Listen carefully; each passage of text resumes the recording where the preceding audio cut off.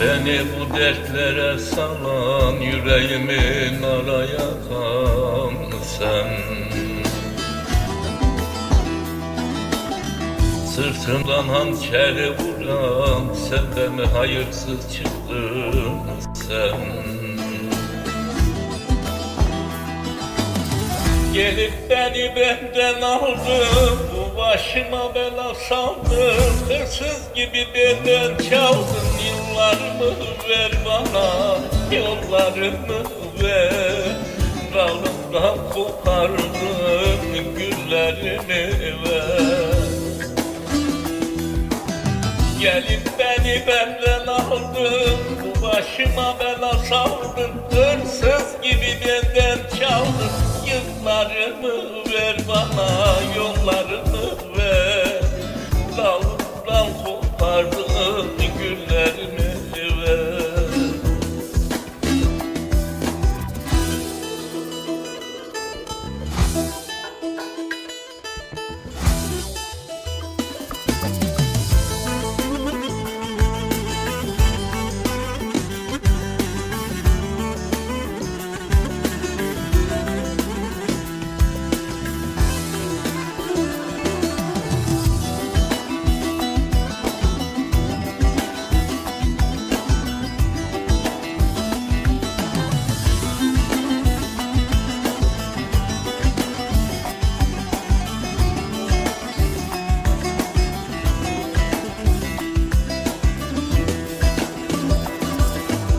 Sevdan alnımın karası, sızlar gönülden yarası, vay.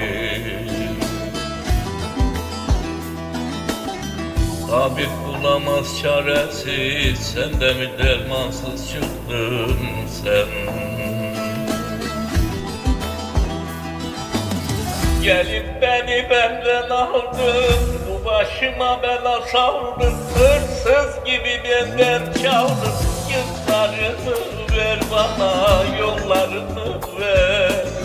Dalımdan kopardın, güllerimi ver. Gelip beni benden aldın, bu başıma bela saldın. Hırsız gibi benden çaldın, yıllarımı ver bana, yollarımı